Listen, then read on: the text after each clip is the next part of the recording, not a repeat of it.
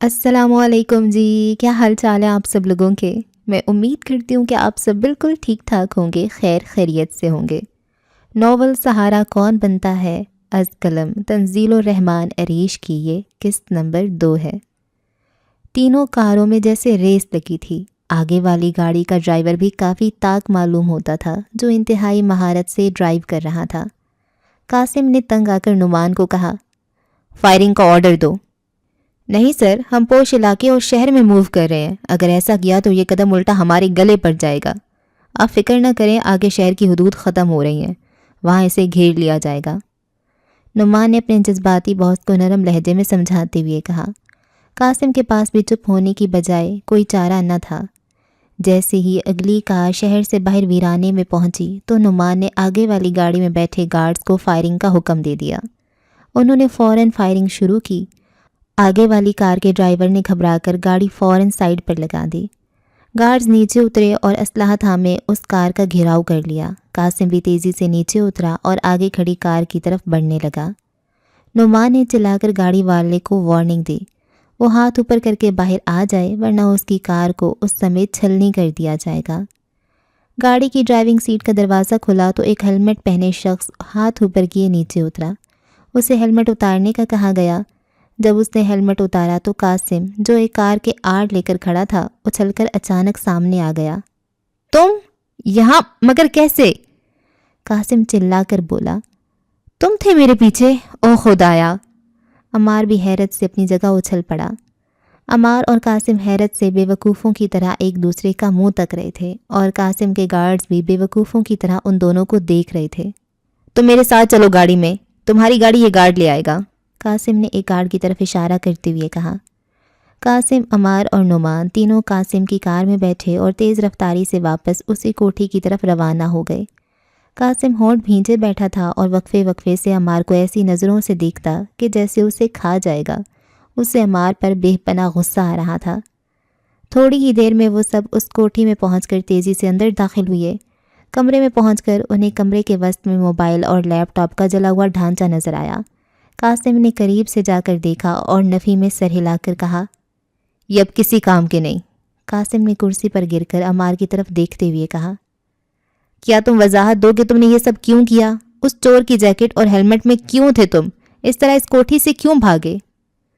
मुझे कॉल आई थी, कोई भारी सी आवाज़ में बोल रहा था। लगता है उसने वॉइस चेंजर लगाया हुआ था। उसने मुझसे कहा कि तुम्हारे दोस्त का लैपटॉप और मोबाइल मैंने चुराया है, लेकिन अब एहसास हो रहा है कि ये चीज़ें हमारे किसी काम की नहीं, क्योंकि अगर उसे हम बेचने जाएंगे तो हमारे पकड़े जाने का खदशा है। और ये हमारी पहली चोरी थी। फिर हमने सोचा जिसकी चोरी की है उसे वापस कर देते हैं, लेकिन इसमें भी रिस्क था कि वो उल्टा हमें ही ना पकड़ लें। तुम्हारा नंबर उस मोबाइल में सेव था और तुम उसके दोस्त हो। अगर तुम चाहो तो एक छोटी सी शर्त पर तुम्हें ये वापस कर देते हैं, वरना हम ज़ाया कर देंगे। अमार कासिम की तरफ देखकर कहने लगा, मैं तुम्हारी और तुम्हारे अबू की परेशानी अस्पताल में देख चुका था कि तुम दोनों लैपटॉप के लिए इंतहाई परेशान थे। मैं समझ गया था कि लैपटॉप में बहुत ही अहम डाटा है, जिसके लिए तुम इतने परेशान दिखाई दे रहे थे। इसलिए मैंने तुम्हारे और अंकल की खातिर रिस्क लेने का फ़ैसला किया। मैंने उससे शर्त पूछी तो उसे न जाने कैसे पता था कि मुझे कार रेसिंग का शौक़ है और मैं उसमें हिस्सा भी लेता रहता हूँ। उसने कहा कि मुझे बस एक रेस लगानी है। शहर से बाहर नहर तक टोटल 3 गाड़ियाँ होंगी। अगर मैं जीत गया तो वो मुझे मोबाइल और लैपटॉप दे देगा। मैंने हामी भर ली। साथ ही उसने शर्त रखी कि मुझे वो जैकेट और हेलमेट पहनकर रेस लगानी होगी। मेरे लिए ये कोई बड़ी शर्त नहीं थी। ये कोठी हमारी ही है। तुम जानते हो यहाँ से चंद कदम दूर ही मेरा घर है। ये कोठी कल ही किराएदार खाली करके गए थे, इसलिए आज यहाँ कोई नहीं था। बस एक ताला लगा था जो शायद तोड़ दिया गया है। मैं यहाँ आया, वो जैकेट और हेलमेट यहाँ बाहर रखे थे। मैंने वो पहन लिए और जैसी गाड़ी लेकर बाहर निकला तो पीछे 2 गाड़ियाँ नजर आईं। मैंने यही समझा कि उनसे ही रेस लगानी है, इसलिए मैं तेज़ी से गाड़ी भगा ले गया। जब वो 2 गाड़ियाँ भी मेरे पीछे तेज़ी से आने लगीं तो मुझे उस वक्त भी यही था कि वो रेस में आगे निकलने की कोशिश कर रही हैं, इसलिए मैं आगे ही बढ़ता गया। वो तो जब फायरिंग हुई तो मुझे एहसास हुआ कि कुछ गड़बड़ है। इतने में तुम वहाँ पहुँच गए। ये है वो नंबर जिससे कॉल आई थी। अमार ने कागज़ पर नंबर लेकर कासिम को देते हुए तफसील बताई। मेरे लैपटॉप और मोबाइल में GPS लगा हुआ था। हमने लोकेशन ट्रेस की तो यहाँ की लोकेशन सामने आई। जब हम यहाँ पहुँचे तो तुम्हारी गाड़ी तेज़ी से निकलते देखी। मेरी नज़र तुम पर पड़ी। वही हेलमेट, वही जैकेट। मुझे लगा कि चोर यहाँ से भाग रहे। اس لیے میں نے گارڈز کو بھی کہا اور خود بھی تمہارے تعاقب میں نکل پڑا۔ قاسم نے عمار کو تفصیل بتاتے ہوئے کہا۔ قاسم کے چیف سیکیورٹی آفیسر نعمان نے ان دونوں کی طرف دیکھتے ہوئے کہا، ہم سے بے وقوفی ہوئی، جلد بازی میں ہم اس چور کے جھانسے میں آ گئے۔ ہمیں کم از کم 1-2 گارڈ اس کوٹھی میں چھوڑنے چاہیے تھے، اور اس کے علاوہ مسٹر عمار، تمہاری پوزیشن بھی مشکوک ہے۔ جہاں سے چوری ہوتی ہے وہاں بھی تم موجود تھے، جہاں چور آ کر ٹھہرتا ہے وہ جگہ بھی تمہاری۔ چور بھاگ کر نکلنے میں کامیاب ہو جاتا ہے، وہ بھی تمہاری وجہ سے۔ نعمان تو اتنا کہہ کر چپ ہو گیا، مگر عمار کا ذہن تو جیسے بھگ سے اڑ گیا۔ وہ غصے سے اٹھ کھڑا ہوا اور چلانے لگا، تمہیں لگتا ہے یہ سب میں نے کروایا ہے؟ میں جو قاسم کا بچپن سے دوست ہوں، ہر مشکل میں اس کے ساتھ کھڑا رہا، تمہاری اتنی ہمت کیسے ہوئی؟ کول ڈاؤن عمار، مگر یہ بھی تو دیکھو نعمان کی باتوں میں وزن ہے۔ قاسم نے آہستہ سے کہا تو عمار کو لگا جیسے کسی نے اس کے سر پر لٹھ مار دی ہو۔ وہ بے یقینی سے قاسم کی طرف دیکھتا چلا گیا۔ اس کی نظروں میں اتنی تپش تھی کہ قاسم بے اختیار نظریں چرانے لگا۔ میرا خیال ہے ہماری دوستی یہیں تک تھی قاسم، جب اعتماد ہی اٹھ جائے تو دوستی کہاں رہتی ہے؟ میری کوشش ہوگی کہ آئندہ میری وجہ سے تمہارا کوئی نقصان نہ ہو، عمار نے زخمی لہجے میں کہا اور مڑ کر باہر کی طرف روانہ ہو گیا۔ جاتے جاتے قاسم کو اس کی آنکھوں میں نمی نظر آئی تو بے اختیار قاسم نے آگے بڑھ کر عمار کے کندھے پر ہاتھ رکھ کر کہا، یار سنو تو تم برا مان گئے، رکو تو۔ مگر عمار قاسم کا ہاتھ جھٹکتے ہوئے باہر چلا گیا۔ تھوڑی دیر بعد عمار کی گاڑی سٹارٹ ہونے کی آواز آئی اور عمار وہاں سے چلا گیا۔ آج ان کی بچپن کی دوستی کے رشتے میں بہت گہری دراڑ آ چکی تھی، جو اب بھرنا بہت مشکل نظر آ رہی تھی۔ اس ساری گفتگو کے درمیان نعمان کمرے کا جائزہ لینے میں مصروف رہا۔ آخر کار وہ قاسم کی طرف دیکھتے ہوئے بولا، کوئی ثبوت نہیں، کوئی ایسی چیز نہیں جس سے چور کا پتہ لگایا جا سکے، بس ایک یہ نمبر ہی ہے جس سے کچھ پتہ چل سکتا ہے۔ مگر وہ نمبر بھی بیکار نکلا، کیونکہ جب اس نمبر پر رابطہ کیا گیا تو وہ کسی کھوکے والے پی سی او کا موبائل نمبر تھا، جو اپنے موبائل سے پی سی او کا کام بھی لے رہا تھا۔ جب اس سے پوچھا گیا تو اس نے کہا، صاحب پتہ نہیں کتنے آتے ہیں کال کرنے، اب کیا پتہ کون تھا، میرا کھوکھا چوک میں ہے اور بہت چلتا ہے صاحب، کھوکے والے نے فخریہ انداز میں بتایا۔ ناکام اور مایوس قاسم اور گارڈ جب واپس لوٹنے لگے تو بے اختیار اس تجربہ کار چیف سیکیورٹی آفیسر کے منہ سے یہ الفاظ قاسم کو سنائی دیے، کوئی انتہائی ذہین چور تھا، ہر پہلو کا خیال رکھا اس نے، عام طور پر ایسی ذہانت اور بروقت منصوبہ سازی دیکھنے کو نہیں ملتی۔ قاسم کے دل نے بھی نعمان کی اس بات کی تصدیق کی کہ جو بھی تھا چور بے پناہ ذہانت کا مالک تھا، اور ایسے بندے کے ہاتھوں میں اپنے راز جاننے کا سوچ کر ہی قاسم کانپ اٹھا۔ ایسے لگ رہا تھا جیسے ایک خونی طوفان اس کی طرف بڑھ رہا ہے۔ حیدر بڑی دلچسپی سے ماسٹر کی جانب دیکھ رہا تھا۔ ماسٹر اس کی دلچسپی دیکھ کر مسکرایا اور کہنے لگا، اس طرح سورج کو ہم روزانہ دیکھا کریں گے۔ سورج کو دیکھنا محض ایک ٹوٹکا ہے اپنے دماغ پر قابو پانے کا، اور ہم ایسے کئی ٹوٹکے آزمائیں گے جس سے ہم اپنے دماغ پر قابو پا سکیں۔ اب جب کبھی تمہیں درد محسوس ہو یا دکھ اور غم کی حالت میں ہو تو کچھ دیر کے لیے تصور کرنا اور اپنی توجہ ابھرتے سورج کی کرنوں پر مرکوز کر دینا، اور سوچنا کہ یہ روشنی تمہارے اندر دکھ، درد اور غم کے اندھیرے کو دور کر رہی ہے۔ جب تم ایسا کرو گے تو تم دیکھو گے اس غم اور درد کی شدت انتہائی کم ہو جائے گی۔ بس جس چیز پر محنت کرنی ہے وہ ہے تصور کی طاقت۔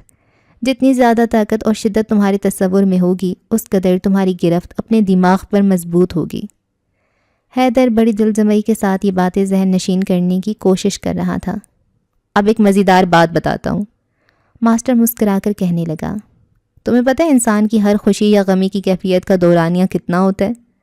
حیدر نے اتنی گہری باتیں بھلا کہاں سنی یا سوچی تھیں۔ اس نے نفی میں سر ہلایا، پھر اچانک کہنے لگا، ماسٹر خوشی یا غمی کی کیفیت تو مختلف دورانیے کی ہوتی ہیں۔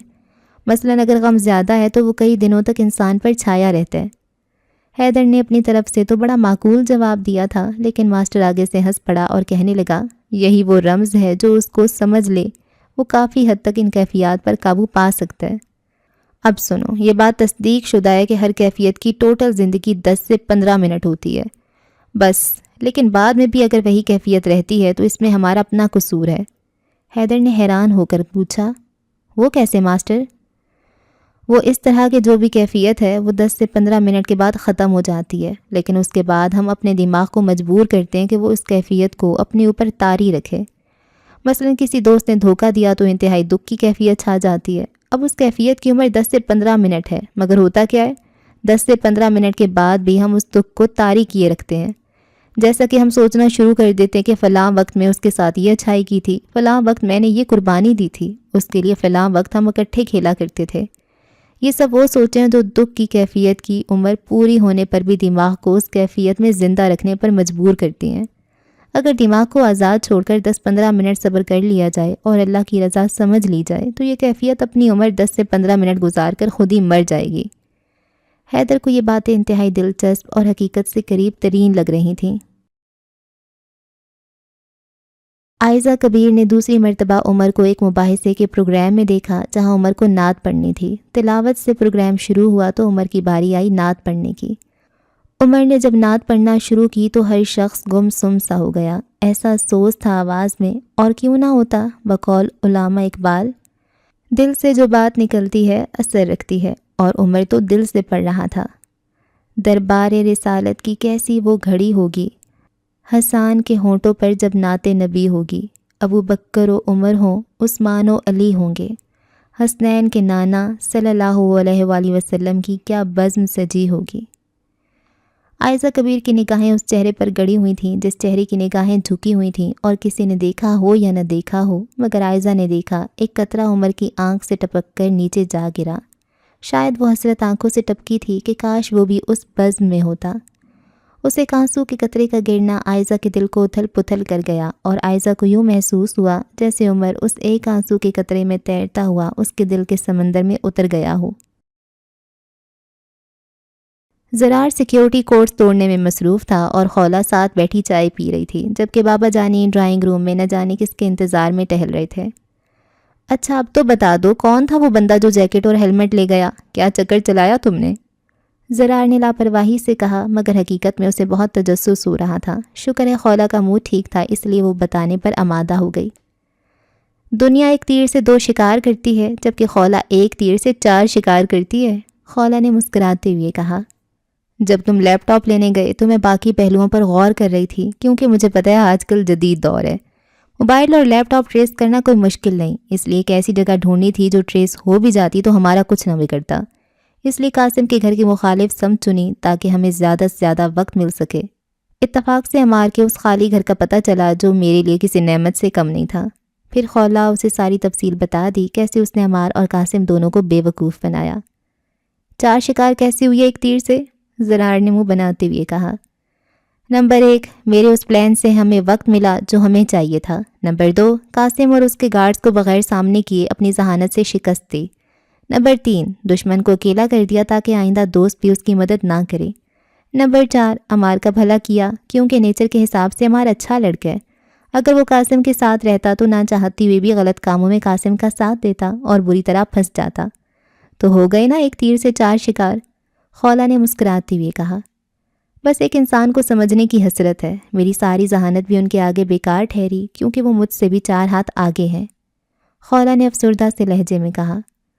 ہاں مجھے پتہ ہے تم بابا جانی کے بارے میں بات کر رہی ہو، زرار نے خولا کی طرف دیکھتے ہوئے کہا۔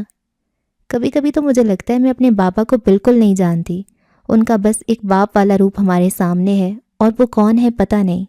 تمہیں تو یاد ہی ہوگا جب ہم چھوٹے تھے تو بابا کے پاس پتہ نہیں کون کون آتے تھے، اور بابا جانی ان کو لے کر خاص کمرے میں چلے جاتے تھے جہاں جانے کی ہمیں اجازت نہیں تھی۔ پھر جب ہم کالج گئے تو بابا نے ہمیں ہاسٹل میں ڈالا اور خود ہفتوں غائب رہتے تھے، اور اب بھی ہمیں کوئی پتہ نہیں وہ کہاں جاتے ہیں، کن سے ملتے ہیں، کیا کرتے ہیں، خولا نے پینسل انگلیوں میں گھماتے ہوئے کہا۔ لیکن خولا پھر بھی وہ ہمارے بیسٹ بابا ہیں، جیسی انہوں نے ہماری تربیت کی، 8 تک خود پڑھایا، ہوم سکولنگ کی، ہماری تربیت کی، اور ہمارا بچپن جیسے گزرا ہے، تم خود بتاؤ ایسا بچپن کسی اور کا گزرا ہے بھلا؟ زرار کے لہجے میں بابا کے لیے بہت عزت تھی۔ ہاں تم ٹھیک کہہ رہے ہو، ہمارا بچپن واقعی منفرد تھا، خولا نے اقرار کرتے ہوئے کہا۔ اس سے پہلے کہ وہ کوئی اور بات کرتے، ان کی بھانجی ام ہانی اندر داخل ہو کر کہنے لگی، زرار بھیا آپ کو بابا جانی بلا رہے ہیں۔ اس کی زبان پر شروع ہی سے زرار کے لیے بھیا اور خولا کے لیے آپی کا لفظ نکلتا تھا۔ زرار ڈرائنگ روم کی طرف بڑھا، اور جب ڈرائنگ روم میں داخل ہوا تو سامنے صوفے پر ایک اجنبی کو بیٹھے دیکھا جو تھا تو اس کا ہی ہم عمر، سفید سوٹ پر کالی واسکٹ، آنکھوں پر سیاہ چشمہ، باروب چہرہ، کچھ ایسی شخصیت تھی جسے دیکھ کر خود بخود اگلا بندہ مروب ہو جاتا۔ اس نے سلام کیا اور زرار سے گرم جوشی سے ہاتھ ملایا۔ ہاتھ ملاتے ہوئے بھی زرار کو اندازہ ہو گیا کہ نوارد کے ہاتھوں کی ہتھیلیاں کھردری ہیں اور ہاتھ مضبوط ہیں، جس کا مطلب تھا وہ ہاتھ مشقت کے عادی ہیں۔ زرار اپنا لیپ ٹاپ لے آؤ، بابا جانی نے کہا۔ زرار الٹے پاؤں واپس ہوا اور لیپ ٹاپ لے آیا۔ جاؤ تم اپنے روم میں، پاپا جانی نے اس اجنبی کے پاس بیٹھتے ہوئے کہا۔ مگر بابا بھی کچھ فائلز رہتی ہیں ڈیکوڈ کرنا، زرار نے احتجاج کرتے ہوئے کہا۔ وہ اس مختصر سی میٹنگ میں شامل رہنا چاہتا تھا تاکہ اس کا تجسس دور ہو سکے کہ آخر یہ چکر کیا ہے۔ زرار اب تم جاؤ، بابا نے اطمینان سے کہا۔ اس دوران پاس بیٹھے منصور کی انگلیاں تیزی سے لیپ ٹاپ پر چلنا شروع ہو گئی تھیں، جو اس بابا کی بات کی تصدیق کر رہی تھیں۔ بابا کی بات میں ایسا تحکم ضرور تھا۔ زرار آگے سے کچھ نہ بول سکا اور مایوس ہو کر واپس ہو لیا۔ جب وہ دروازے کے پاس پہنچا تو اسے منصور کی آواز سنائی دی۔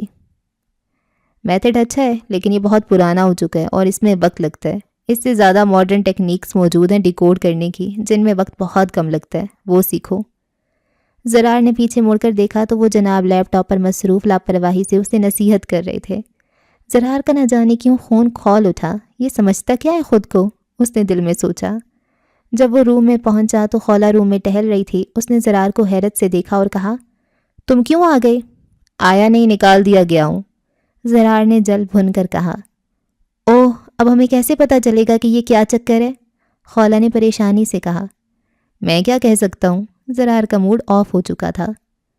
مجھے کچھ کرنا ہوگا، چوری چھپے سننا ہوگا اور اس کے علاوہ کوئی چارہ نہیں، خولا نے ہچکچاتے ہوئے کہا۔ دیکھ لو، بابا کو پتہ چلا نا تو ہماری خیر نہیں، پہلے انہوں نے بہت رعایت دی ہے، زرار نے پریشان ہو کر کہا۔ نہیں پتہ چلے گا، میں دروازے کے باہر کان لگا کر سنوں گی، جیسے کوئی باہر آنے لگے تو ساتھ والے کمرے میں چلی جاؤں گی۔ مجھ سے نہیں تجسس برداشت ہو رہا، شاید اسی بہانے بابا کی سرگرمیاں بھی پتہ چل جائیں، خولا نے کہا اور ڈرائنگ روم کی طرف جانے لگی۔ میں باہر کھڑکی کی طرف جا رہا ہوں، میں وہاں سے سنتا ہوں، زرار نے پرجوش ہو کر کہا اور باہر کی طرف چل پڑا۔ خولا ڈرائنگ روم کے دروازے کے باہر پہنچی اور دروازے کے بالکل ساتھ لگ کر کھڑی ہو گئی۔ اسے مدھم آوازیں سنائی دینے لگیں۔ مزید کلیئر سننے کے لیے اس نے کان دروازے سے لگا دیا۔ دوسری طرف زرار کھڑکی سے کان لگائے کھڑا تھا۔ کھڑکی پر پردہ تھا، اس لیے اسے کوئی ڈر نہیں تھا کہ کوئی اندر سے دیکھ لے گا۔ پھر بھی احتیاطاً وہ کھڑکی کے آگے نہیں گیا بلکہ کھڑکی کے ساتھ دیوار سے لگ کر کھڑا ہو گیا۔ انہیں آواز سنائی دی منصور کی، جو کہہ رہا تھا، سر، بلیک ہنٹ کے حوالے سے یہ بہت اہم راز ہے، اللہ کی مہربانی جو اللہ نے یہ سیدھا ہماری جھولی میں ڈال دیا، اب آپ۔ یہاں تک کہہ کر منصور چپ ہو گیا۔ خولا اور منصور نے کان اور زور سے چپکا دیے تاکہ غور سے سن سکیں۔ سر، آپ کا بیٹا اور آپ کی بیٹی ہماری باتیں سننے کی کوشش کر رہے ہیں، ایک دروازے کے پیچھے اور ایک کھڑکی کے پیچھے۔ انہیں منصور کی آواز سنائی دی تو ان دونوں کی دماغ ہی گھوم گئے۔ خولا، زرار! بابا جانی دھاڑے۔ ان کی دھاڑ سن کر زرار اور خولا کے ہاتھ پاؤں پھول گئے اور وہ گھبرا کر واپس کمرے کی طرف بھاگے۔ خولا کمرے میں پہنچی ہی تھی، زرار بھی بھاگتا ہوا آ گیا۔ اسے کیسے پتا کہ میں دروازے کے پیچھے ہوں اور تم باہر دیوار کے ساتھ کھڑکی کے پاس کھڑی ہو؟ خولا نے حیرانی سے تیز سانسوں میں پوچھا۔ شاید اس کے پاس دیواروں کے پار دیکھنے کی شکتی ہے، اور اب تیاری کرو، بہت زبردست کلاس ہونے والی ہے، زرار نے چڑھ کر جواب دیا۔ حیدر ماسٹر کے ساتھ دوڑ میں مصروف تھا اور پسینے سے حیدر کے سارے کپڑے بھیگ چکے تھے اور وہ بری طرح ہانپ رہا تھا۔ ماسٹر کا گھر شہر سے باہر تھا اور وہاں سے 5 کلومیٹر دور ایک نہر بہتی تھی۔ وہ 5 کلومیٹر کبھی تیز چل کر کبھی دوڑ کر یہاں تک پہنچے تھے۔ نہر کے کنارے پہنچ کر حیدر گھاس پر گر کر لیٹ گیا، مگر دوسرے ہی لمحے ماسٹر کی ٹھوکر اس کی ٹانگ پر پڑی اور ماسٹر کہنے لگا، اٹھو اور جمپنگ شروع کرو۔ حیدر نے احتجاجی نظروں سے ماسٹر کو دیکھا، پھر ناچار کھڑا ہونا پڑا اور ماسٹر کے ساتھ جمپنگ کرنے لگ گیا۔ یاد رکھو، جب بھی کوئی مشقت کا کام کرو تو فوراً جسم کو اچانک ریسٹ نہ دو، ورنہ اس کا اثر اعصاب پر پڑتا ہے۔ ہمیشہ دھیرے دھیرے اپنے جسم کو ریسٹ کی حالت میں لاؤ۔ ماسٹر نے ساتھ ہی لیکچر شروع کر دیا۔ جی ماسٹر۔ اور حیدر کی تو یہ سوچ کر ہی جان نکلی جا رہی تھی، ابھی واپس بھی اسی طرح جانا ہوگا۔ اس کے ٹھیک 1 گھنٹے بعد وہ گھر تھا، مگر اس کی حالت ابتر ہو چکی تھی۔ آدھا گھنٹہ ملا حیدر کو ریسٹ کرنے کا، اس کے بعد وہ پھر ماسٹر کے سامنے پیش تھا۔ آج اگلا سبق ہے بے خوفی کا، ماسٹر نے اطمینان سے کرسی پر بیٹھتے ہوئے کہا۔ تم نے غزوہ بدر، احد اور دوسری جنگوں کے بارے میں سنا ہوگا جو صحابہ کرام نے لڑیں۔ ماسٹر نے استفسار کیا۔ حیدر نے اس بات میں سر ہلا دیا۔ کیا تم جانتے ہو ان کے بارے میں؟ اگلا سوال آیا۔ یہی کہ وہ تعداد میں کم ہونے کے باوجود دشمن کو شکست دے دیتے تھے، انتہائی بہادر تھے۔ وہ زندہ رہنے کے لیے نہیں بلکہ مرنے اور شہادت کے لیے لڑتے تھے، حیدر نے جواب دیا۔ تم 12 سال کے ہو چکے ہو؟ ماسٹر نے غور سے اسے دیکھا۔ جی، حیدر نے مختصر جواب دیا۔ ماسٹر نے پیچھے کرسی سے ٹیک لگائی اور چپ ہو گئے اور اتنی دیر خاموش رہے کہ حیدر کو بے چینی ہونے لگی۔ پتہ نہیں ماسٹر کن سوچوں میں گم ہو گئے تھے۔ پھر آخر انہوں نے آنکھیں بند کر لیں، لیکن ان کے ہونٹ ہلنے لگے اور وہ دھیمی آواز میں کہنے لگے، غابہ مدینہ طیبہ سے 4-5 میل پر ایک آبادی تھی۔ وہاں حضور اقدس صلی اللہ علیہ وآلہ وسلم کے کچھ اونٹ چرایا کرتے تھے۔ کافروں نے ان کو لوٹ لیا اور جو صاحب چراتے تھے ان کو قتل کر دیا اور اونٹوں کو لے کر چل دیے۔ لٹیرے گھوڑوں پر سوار تھے اور ہتھیار لگائے ہوئے تھے۔ اتفاقاً حضرت سلمہ بن عکو رضی اللہ عنہ صبح کے وقت پیدل تیر کمان لیے ہوئے غابہ کی طرف چلے جا رہے تھے کہ اچانک ان لٹیروں پر نگاہ پڑی۔ بچے تھے، دوڑتے بہت تھے، کہتے ہیں کہ ان کی دوڑ ضرب المثل اور مشہور تھی۔ یہ اپنی دوڑ میں گھوڑوں کو پکڑ لیتے تھے اور گھوڑا ان کو نہیں پکڑ سکتا تھا۔ اس کے ساتھ ہی تیر اندازی میں بھی مشہور تھے۔ حضرت سلمہ بن عکو نے مدینہ منورہ کی طرف منہ کر کے ایک پہاڑی پر چڑھ کر لوٹ کا اعلان کیا اور خود تیر کمان ساتھ لیے ان لٹیروں کے پیچھے دوڑ گئے، حتیٰ کہ ان کے پاس پہنچ گئے اور تیر مارنے شروع کیے اور پھرتی سے مسلسل تیر برسائے کہ وہ لوگ سمجھے کہ کوئی بڑا مجمع آ گیا ہے۔ اور حضرت سلمہ بن عکو خود تنہا تھے اور پیدل بھی تھے، اس لیے جب کوئی گھوڑا لوٹا کر پیچھے کرتا تو کسی درخت کی آڑ میں چھپ جاتے اور آڑ میں سے اس کے گھوڑے کے تیر مارتے، جس سے وہ زخمی ہوتا اور وہ اس خیال سے واپس جاتا ہے کہ اگر گھوڑا گر گیا تو میں پکڑا جاؤں گا۔ حضرت سلمہ بن عکو رضی اللہ عنہ فرماتے ہیں، غرض یہ کہ وہ بھاگتے رہے اور میں پیچھا کرتا رہا، حتیٰ کہ کتنے اونٹ انہوں نے حضور اقدس صلی اللہ علیہ وآلہ وسلم کے لوٹے تھے وہ میرے پیچھے ہو گئے، اور اس کے علاوہ 30 پرچے، 30 چادریں وہ اپنی چھوڑ گئے۔ اتنے میں ینیہ بن حسن کی ایک جماعت مدد کے طور پر ان کے پاس پہنچ گئی اور لٹیروں کو قوت حاصل ہو گئی۔ یہ بھی ان کو معلوم ہو گیا کہ میں اکیلا ہوں۔ انہوں نے کئی آدمیوں کے ساتھ مل کر میرا پیچھا کیا۔ میں ایک پہاڑ پر چڑھ گیا، وہ بھی چڑھ گئے۔ جب میرے قریب ہو گئے تو میں نے زور سے کہا کہ ذرا ٹھہرو، پہلے میری ایک بات سنو، تو مجھے جانتے بھی ہو کہ میں کون ہوں؟ انہوں نے کہا کہ بتا تو کون ہے؟ میں نے کہا کہ میں ابن عکو ہوں۔ اس ذات پاک کی قسم جس نے محمد مصطفیٰ صلی اللہ علیہ وآلہ وسلم کو عزت دی، تم میں سے اگر کوئی مجھے پکڑنا چاہے تو نہیں پکڑ سکتا، اور تم میں سے جس کو میں پکڑنا چاہوں وہ مجھ سے ہرگز نہیں چھوٹ سکتا۔ حضرت سلمہ بن عکو کے متعلق چونکہ عام طور سے یہ شہرت تھی کہ وہ بہت زیادہ دوڑتے ہیں، حتیٰ کہ عربی گھوڑا بھی ان کا مقابلہ نہیں کر سکتا، اس لیے یہ دعویٰ کچھ عجیب نہیں تھا۔ لٹیروں نے بھی ان کے بارے میں سن رکھا تھا۔ سلمہ بن عکو رضی اللہ عنہ کہتے ہیں، میں اسی طرح بات چیت کرتا رہا اور میرا مقصد یہ تھا ان لوگوں کے پاس تو مدد پہنچ گئی ہے، مسلمانوں کی طرف سے میری مدد بھی آ جائے کہ میں بھی مدینہ میں اعلان کر کے آیا تھا۔ غرض اسی طرح میں ان سے بات کرتا رہا اور درخت کے درمیان سے مدینہ منورہ کی طرف غور سے دیکھتا رہا کہ مجھے ایک جماعت گھوڑے سواروں کی دوڑتی آتی ہوئی نظر آئی۔ ان میں سب سے آگے اخرم اسدی رضی اللہ عنہ تھے۔ انہوں نے آتی عبد الرحمن فزاری پر حملہ کیا اور گھوڑے کے پاؤں کاٹ دیے، جس سے وہ گھوڑا گرا، اور عبد الرحمن نے گرتے ہوئے ان پر حملہ کیا جس سے وہ شہید ہو گئے، اور عبد الرحمن فوراً ان کے گھوڑے پر سوار ہو گیا۔ ان کے پیچھے ابو قتادہ رضی اللہ عنہ تھے، فوراً انہوں نے حملہ شروع کر دیا۔ عبد الرحمن نے ابو قتادہ رضی اللہ عنہ کے گھوڑے کے پیر پر حملہ کیا جس سے وہ گرے، اور گرتے ہوئے انہوں نے عبد الرحمن پر حملہ کیا جس سے وہ قتل ہو گیا، اور ابو قتادہ رضی اللہ عنہ فوراً اس گھوڑے پر جو اخرم اسدی رضی اللہ عنہ کا تھا اور اب عبد الرحمن سوار تھا، سوار ہو گئے۔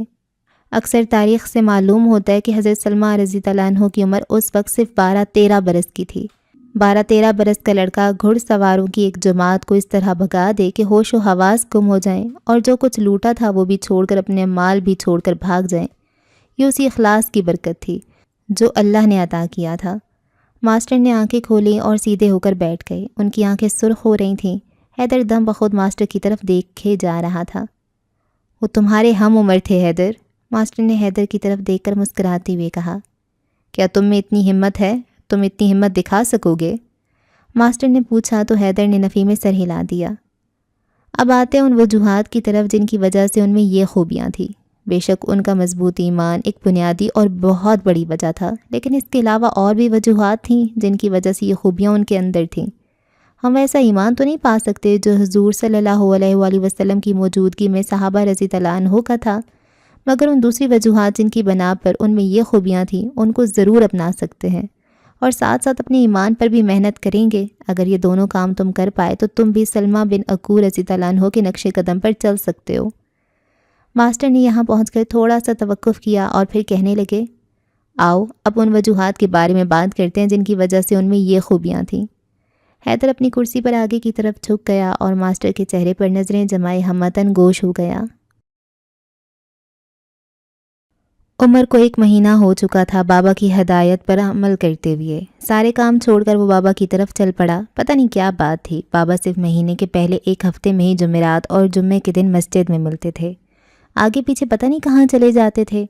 اس بارے میں بابا نے کبھی کچھ نہیں بتایا تھا۔ 1 بار عمر نے پوچھا تو ٹال گئے تھے۔ مسجد پہنچ کر عمر نے وضو کیا اور سامنے کونے میں بیٹھے بابا کے پاس جا کر بیٹھ گیا۔ السلام علیکم ورحمۃ اللہ وبرکاتہ، عمر نے سلام کیا۔ وعلیکم السلام ورحمۃ اللہ وبرکاتہ، بابا نے جواب دیا اور عمر کی طرف دیکھ کر شگفتگی سے مسکرانے لگے۔ آؤ میاں، کیا حال چال ہے؟ بابا نے حال دریافت کیا۔ الحمدللہ بابا، شکر ہے اس پاک ذات کا، عمر نے جواب دیا۔ بتاؤ کیسا گزرا یہ مہینہ؟ بابا نے مسکراتے ہوئے پوچھا۔ بہت اچھا، میری امید سے بھی اچھا۔ آپ کی ہدایت پر پورا مہینہ حتی الامکان نظر کی حفاظت کی۔ شروع میں تو بہت مشکل ہوئی، لیکن پھر اللہ کا بہت کرم ہوا۔ عادت بن گئی نظریں جھکا کر چلنے اور دوسروں سے بات کرنے کی۔ عمر نے ادب سے جواب دیا۔ اور نتیجہ کیا حاصل ہوا؟ کچھ ملا اس کے بدلے؟ بابا نے غور سے عمر کو دیکھتے ہوئے پوچھا۔ جی بابا، بہت اچھا صلہ ملا ہے۔ پہلے فجر پر زبردستی اٹھائے جانے پر بھی نہیں اٹھتا تھا، اب تہجد پڑھنے کی توفیق بھی مل رہی ہے اور دل بھی خود بخود ہر نیکی کی طرف راغب ہونے لگا ہے، عمر نے پرسکون لہجے میں کہا۔ اور ان نمازوں کی کیسی حالت ہے؟ بابا نے استفسار کیا۔ کیا مطلب بابا جی؟ عمر نے اچھمبے سے کہا۔ کیا نمازوں میں دنیا کے خیال آنا بند ہو گئے؟ بابا نے پوچھا۔ بابا جی وہ کیسے ختم ہو سکتے ہیں؟ وہ تو آتے رہتے ہیں اور بہت زیادہ آتے ہیں۔ عمر کو مزید حیرانگی ہوئی۔ ختم نہ بھی ہوں لیکن ان کو سنبھالا جا سکتا ہے، انتہائی کم کیا جا سکتا ہے۔ لگتا ہے تم نے ہوم ورک مکمل نہیں کیا، بابا نے آہستہ سے کہا۔ کیا وجہ ہے کہ انسان اگر موویز دیکھے، گانے سنے، ناچ گانے کا فنکشن ہو تو ساری رات بالکل نیند نہیں آتی، لیکن جب عبادت کرنے لگے تو تھوڑی دیر بعد ہی نیند آنے لگ جاتی ہے۔ ساری رات عبادت تو دور کی بات۔ بابا کے سوال نے عمر کو سوچنے پر مجبور کر دیا کہ واقعی بابا کی بات 100% درست ہے۔ جب بھی عبادت کرنے لگیں تو نیند کیوں آنے لگ جاتی ہے؟ بابا خود ہی جواب دیتے ہوئے کہنے لگے، یہی سوال کسی نوجوان نے ایک بزرگ سے کیا تھا تو ان بزرگ نے یہ جواب دیا کہ جب انسان گناہوں کی محفل میں ہوتا ہے تو روح کانٹوں پر ہوتی ہے، اور روح کانٹوں پر ہو تو نیند کیسے آئے گی؟ اسی طرح انسان عبادت میں مشغول ہو تو روح کے لیے پھولوں کا بستر ہے، جس پر جاتے ہی نیند آ جاتی ہے۔ بیٹا، روح کا جسم والا حساب نہیں ہوتا کہ چوٹ لگے تو درد ہو۔ بابا تھوڑی دیر کے لیے چپ ہوئے، پھر پوچھنے لگے، بے جان چیزوں سے نظر کی حفاظت کی تھی؟ بابا مجھے سمجھ ہی نہیں آئی کہ بے جان چیزوں سے نظر کی حفاظت کا کیا مطلب ہے، عمر نے سادگی سے کہا۔ بابا جی نے دیوار سے ٹیک لگائی اور عمر کی طرف دیکھتے ہوئے کہا، مجھے بھی نہیں پتا تھا، مگر ایک اللہ والے سے ملنے کا شرف حاصل ہوا۔ ان کے ساتھ سفر کر رہا تھا، وہ کار میں نظریں جھکائے بیٹھے تھے۔ کافی طویل سفر تھا مگر ان کی نظریں ایک بار بھی اٹھ کر شیشوں سے پار نہیں گئیں۔ سارے راستے وہ اسی طرح بیٹھے رہے۔ ایک مسجد میں کچھ علماء کرام نے انہیں فیض حاصل کرنے کے لیے بلایا تھا۔ تھوڑی حیرت ہوئی مجھے تو میں نے ان سے پوچھ لیا جب ہم منزل پر پہنچے کہ آپ سارے راستے نیچے کیوں دیکھتے رہے؟ بابا اس بات کو درمیان میں چھوڑ کر کہنے لگے، بیٹا جو اللہ والے ہوتے ہیں ان کا ہر عمل نوٹ کیا کرو، کیونکہ ان کے ہر عمل کے پیچھے کوئی وجہ ضرور ہوتی ہے۔ ہاں تو میں نے ان سے پوچھا تو انہوں نے کہا راستے میں بے شمار سائن بورڈز لگے ہوتے ہیں جن پر تصاویر ہوتی ہیں، کچھ تو بیہودہ اور نیم اریاں بھی ہوتی ہیں، ان پر نظر پڑ جائے اس لیے میں باہر دیکھتا ہی نہیں۔ بابا تو خاموش ہو گئے، لیکن عمر حیرت کی شدت سے بابا کو دیکھنے لگا اور بولا، مطلب یہ کہ بے جان چیزوں سے نظر کی حفاظت کا مطلب سائن بورڈز وغیرہ ہیں؟ صرف سائن بورڈز ہی نہیں، اس کا مطلب ہے ہر ایسی چیز، ٹی وی، موبائل، فیس بک، رسائل، ہر وہ چیز جہاں آپ کی نظر صنف مخالف پر پڑتی ہو ان سے نظر کی حفاظت کرنی ہے۔ ایسے ہی تو تصویر حرام قرار نہیں دی گئی نا اسلام میں، یہاں تک کہا گیا ہے جس گھر میں تصویر ہو وہاں رحمت کے فرشتے نہیں آتے۔ بابا نے سنجیدگی سے کہا، مگر بابا یہ کیسے ممکن ہے؟ آج کے اس دور میں یہ ناممکن ہے۔ آپ کس دور کی باتیں کر رہے ہیں؟ یہ باتیں اگر کسی کے سامنے کر بیٹھوں گا تو میرا تو مذاق بن جائے گا، دقیانوس کہلاؤں گا۔ عمر کو سمجھ نہیں آ رہی تھی وہ کیسے بابا کو اپنی بات سمجھائے۔ آج کے دور میں یونیورسٹی، کالج میں ایک انسان آخر کہاں تک ان چیزوں سے بچ سکتا ہے بابا؟ عمر نے نفی میں سر ہلاتے ہوئے کہا۔ اور آج کے دور میں یونیورسٹی کے کتنے اسٹوڈنٹس ہیں جو ولی بننا چاہتے ہیں اور ایسا بننے کے لیے کوشش کرتے ہیں؟ بابا نے یہ سوال پوچھا تو عمر کو چپ لگ گئی۔ بیٹا تم میرے پاس آئے تھے، میں نے کہا تھا میں جتنی مدد کر سکوں گا تو میں بس اپنا فرض ادا کر رہا ہوں۔ بابا یہ کہہ کر چپ ہو گئے۔ عمر سوچ میں پڑ گیا، جو بابا کہہ رہے تھے وہ بہت مشکل تھا، لیکن عمر نے سوچا اگر اتنا آسان ہوتا تو آج ہر کوئی ولی ہوتا۔ لیکن بابا انسان جتنی بھی کوشش کر لے نظر تو پڑ ہی جاتی ہے۔ عمر نے سوال کیا تو بابا مسکرائے اور کہنے لگے، بات تو نیت کی ہوتی ہے، انسان نیت کر کے عمل کرنے کی کوشش کرے، بس اگر نظر پڑ بھی جائے تو فوراً جھکا لو، یہ بھی اسی زمرے میں آتا ہے۔ یہ تو عورت اور مرد دونوں کے لیے فائدہ مند ہے، عورت تو زیادہ تر گھر ہی رہتی ہے۔ عمر کے ذہن میں ایک اور بات آئی تو اس نے پوچھ لیا، عورت کو تو زیادہ احتیاط کی ضرورت ہے کہ نہ خود کسی کو دیکھے نہ کسی کو خود کو دیکھنے کا موقع دے۔ ہاں اس کا فائدہ مرد اور عورت دونوں کو ہوگا، وہ فائدہ ہوگا جو کہیں کسی یونیورسٹی سے کسی کتاب سے نہیں ملے گا، وہ ذائقہ ملے گا جو کبھی نہ چکھا ہوگا۔ بابا نے دھیمے سے کہا۔ بابا نظر کا پردہ ہے تو بہت مشکل کام، مگر ایسا کر لیا جائے تو کیا فائدہ ملے گا اس کے بدلے؟ عمر نے تجسس سے پوچھا۔ حلاوت ملے گی، ایمان کی حلاوت مل جائے گی۔ بابا نے ایسے کہا جیسے یہ کوئی بہت بڑی اور نایاب چیز ہو۔ اور بابا یہ حلاوت کا کیا مطلب ہے؟ عمر کو سمجھ نہ آئی۔ کئی لوگ نماز پڑھتے ہیں، کوئی زبردستی، کوئی فرض سمجھ کر، کوئی پریشانی ختم کرنے کی دعا کے لیے، کوئی جنت پانے کی خاطر تو کوئی دوزخ سے بچنے کے لیے، کوئی عادت بن جانے کی وجہ سے۔ یہ سب نماز پڑھنے والے نماز نہ پڑھنے والوں سے بہت زیادہ افضل ہیں، مگر صرف چند لوگ ہیں جو ایمان کی حلاوت کے ساتھ نماز پڑھتے ہیں۔ صحابہ رضی اللہ عنہ کو اللہ تعالیٰ نے حلاوت عطا کی تھی، جو میں سمجھتا ہوں حلاوت اللہ کی سب سے بہترین عطاؤں میں سے ایک عطا ہے جو بہت کم لوگوں کو ملتی ہے۔ بابا وہ رمزی باتیں بتانے کی کوشش کر رہے تھے جو عمر نے کبھی سنی بھی نہیں تھی۔ بابا میں اب بھی نہیں سمجھ پا رہا یہ حلاوت کیا ہوتی ہے، عمر نے بے بسی سے کہا۔ میں سمجھاتا ہوں، بابا نے سیدھے بیٹھتے ہوئے کہا جیسے وہ کسی بہت بڑے خزانے کا پتہ بتانے لگے ہوں۔ عمر کے دل میں خیال آیا کاش اس کے 100 کان ہوتے اور ایسی یادداشت ہوتی کہ وہ بابا کے ایک ایک حرف کو سن کر محفوظ کر لیتا۔ آج تو بہت بری ہونے والی ہے، بابا جانی کا رول توڑا ہے، پتہ نہیں کیا ہوگا، خولا نے ٹہلتے ہوئے کہا۔ سب تمہارا قصور ہے، تمہاری وجہ سے میں بھی پھنستا ہوں۔ کتنے سکون سے بیٹھا تھا لاہور میں، تمہاری کال آئی، میسنی کہیں کی، کیسے منتے کر کے بلایا تھا۔ بڑی مشکل میں پھنس گئی ہوں، ایمرجنسی ہے، تمہاری سہیلی کے معاملے میں پڑا تھا اور لڑائی ہوئی، نتیجہ کالج سے باہر۔ جب بھی تم ساتھ ہوتی ہو قسمت پھوٹ جاتی ہے میری اور کلاسیں شروع ہو جاتی ہیں، اور وہ بھی یاد ہوگا تمہیں جب۔ زرار دل کی بھڑاس نکال ہی رہا تھا کہ خولا نے درمیان میں ٹوک دیا۔ بس مجھے پتہ ہے کہ اب بچپن سے اب تک کی ساری ناکامیوں اور حالات کا ذمہ دار مجھے ٹھہراؤ گے، سارا نزلہ اب تم نے مجھ پر ہی گرانے۔ خولا نے جل بھن کر کہا۔ تو کیا میں غلط کہہ رہا ہوں؟ زرار نے منہ بناتے ہوئے کہا۔ میں نے بھی بہت کچھ کیا تمہارے لیے، جب تم زخمی ہو کر آئے تھے پانی تک کا گلاس میں لا کر دیتی تھی، خولا نے جتاتے ہوئے کہا۔ زخمی بھی تمہارے چکروں میں ہی ہوا تھا، اپنا یہ احسان اپنے پاس رکھو، زرار نے بھی بھڑک کر کہا۔ اس سے پہلے کہ ان کے درمیان مزید تکرار ہوتی بابا جانی اندر آتے دکھائی دیے۔ وہ فوراً دونوں اٹینشن ہو گئے اور منہ لٹک گئے۔ آج تم دونوں نے انتہائی گھٹیا حرکت کی ہے، یہ سکھایا تھا میں نے کہ دوسروں کی باتیں چھپ کر سنو، بابا نے آگ بگولا ہو کر کہا۔ دونوں کی منہ پر چپ تھی۔ تمہاری ہر معاملے میں ٹانگ اڑانے کی عادت کب جائے گی خولا؟ بابا نے برہمی سے کہا۔ میں معافی مانگتی ہوں بابا جانی، لیکن یہ معاملہ ہم سے ہی شروع ہوا تھا اور آپ کا رد عمل دیکھا تو بہت زیادہ تجسس ہوا۔ ساتھ ہی اس بات کا یقین بھی ہے کہ قاسم کا تعلق یقیناً کسی برے کام یا برائی سے ہے، اور برائی سے لڑنا، حق پر ڈٹے رہنے کا سبق بچپن سے ہی آپ نے ہمیں دیا ہے نا؟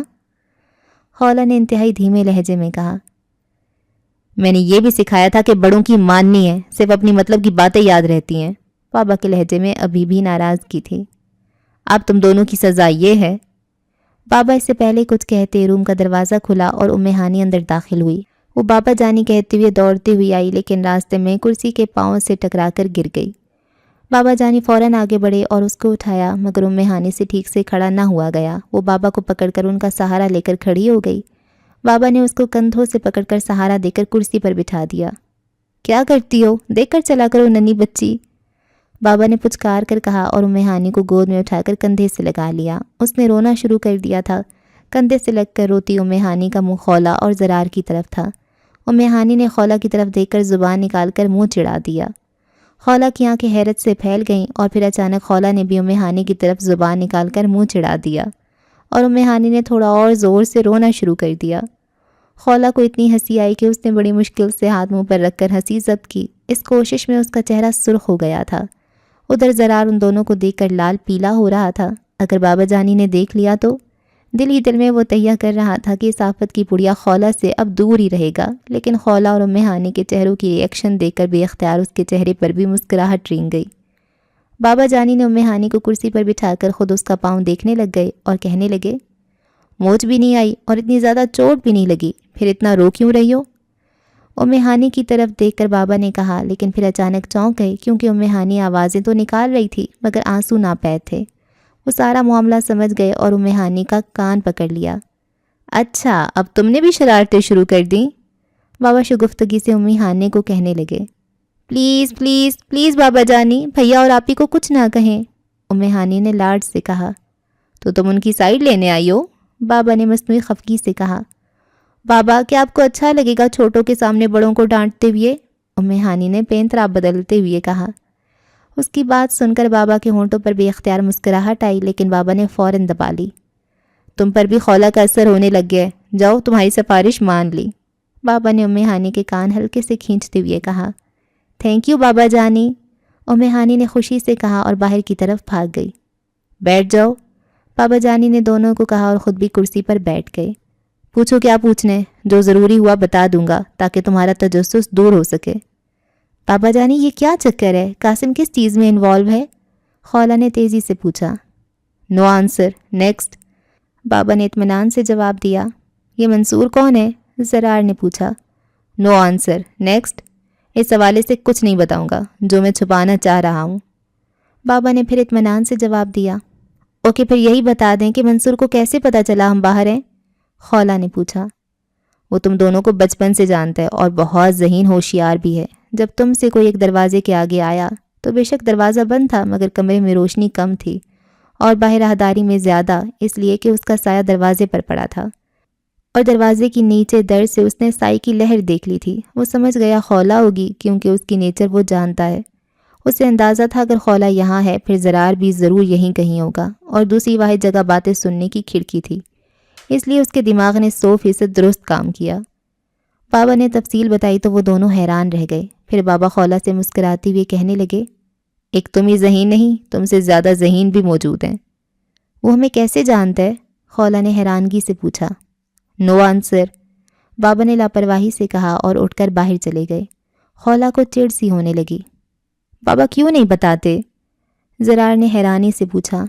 کیونکہ وہ نہیں چاہتے ہم ان جھمیلوں میں پڑیں اور ہماری پڑھائی ادھوری رہ جائے، خولا نے تنک کر کہا۔ کاش ہمیں پتہ چل سکتا، زرار نے حسرت زدہ لہجے میں کہا۔ پتہ لگ سکتا ہے اگر تم ساتھ تو، خولا نے مسکرا کر کہا۔ وہ کیسے؟ زرار نے حیران ہو کر پوچھا۔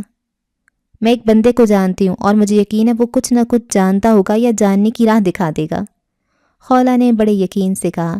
پھر پتہ کرو، یہ کہہ کر زرار باہر نکل گیا۔ خولا دل ہی دل میں پلان بنانے لگی اور تصور میں منصور کو مخاطب کر کے کہنے لگی، دیکھتی ہوں تم میں کتنی ذہانت ہے، اور یہ معاملہ بھی، اور جو کچھ بابا کا مقصد ہے وہ تم سے پہلے پورا کروں گی۔ دو ذہین دماغوں کا ٹکراؤ جانے کیا گل کھلانے والا تھا۔ حیدر بغور ماسٹر کی طرف دیکھ رہا تھا۔ عرب میں رواج تھا کہ جب بھی بچہ پیدا ہوتا تو اسے دائی کے حوالے کر کے شہر سے دور دیہات وغیرہ میں بھیج دیتے تھے، جہاں وہ اپنے بچپن کے ابتدائی سال گزار کر واپس آ جاتا تھا۔ ایسا اس لیے کیا جاتا تھا کہ ایک تو بچہ صحت افزا مقام پر رہے، اور دوسرا اس لیے تاکہ بچہ بچپن سے ہی سختیوں اور مشکلات کا عادی ہو جائے، تیسرا اس لیے تاکہ وہ خالص لب و لہجہ سیکھ سکے۔ اس کے علاوہ وہاں لڑائیاں جھگڑے معمول کی بات تھیں، جس کی وجہ سے بچپن سے ہی بچے کو لڑائیوں کے داؤ پیچ، تیر اندازی، تلوار بازی وغیرہ کی طرف عموماً شوق اور رغبت رہتی تھی، اور اس طرف خصوصی توجہ بھی دی جاتی تھی۔ یہ وہ وجوہات ہیں جن کی بنا پر ایک ایسی شخصیت سامنے آتی تھی جو بہادر، جنگجو اور سختیوں کی عادی ہوتی تھی۔ ایمان کو ملا کر ان سب خصوصیات کی طاقت بہت زیادہ ہو گئی، اور ایمان خود ایک ایسی چیز تھی جس نے ان کی شخصیت کو مضبوط سے مضبوط تر بنا دیا، جس کی بنیاد پر صحابہ رضی اللہ عنہ نے وہ کامیابیاں سمیٹیں کہ دنیا حیران رہ گئی۔ ماسٹر یہاں پہنچ کر چپ ہو گیا، پھر بولے، آج ہم آسانیاں ڈھونڈتے ہیں، ہم چاہتے ہیں ہماری اولاد کو گرم ہوا تک نہ لگے، حالانکہ بچوں کو سختیوں کا عادی بنانا چاہیے۔ دوڑ، ورزش، لڑنے کا فن سیکھنا، ان چیزوں کا تو خواب و خیال بھی نہیں رہا اب، لیکن مجھے پتہ ہے عنقریب وہ دور آنے والا ہے جب یہ سب کرنا مجبوری بن جائے گی۔ ماسٹر وہ کیسے؟ کیا آپ کہہ رہے ہیں کیا تلواروں والا دور واپس آئے گا؟ حیدر نے حیرت سے پوچھا۔ یہ تو مجھے نہیں پتا، لیکن یہ کنفرم ہے، ایک نیا دور آنے والا ہے جس میں بہت کچھ بدل جائے گا، ماسٹر نے بڑے وثوق سے کہا۔ ماسٹر اس بارے میں کچھ بتائیں، حیدر نے تجسس سے پوچھا۔ سیٹھ حلیم بے چینی سے کمرے میں ٹہل رہے تھے جبکہ قاسم سر جھکائے کرسی پر بیٹھا تھا۔ برسوں کی کمائی نیک نامی داؤ پر لگ چکی ہے، اب پتہ نہیں وہ واقعی کوئی چور تھا یا کوئی ہمارے چہرے پہ نقاب کرنے پر تلا ہے، علیم نے بڑبڑاتے ہوئے کہا۔ قاسم کا جھکا سر مزید جھک گیا کیونکہ وہ اس معاملے میں خود کو قصوروار سمجھ رہا تھا۔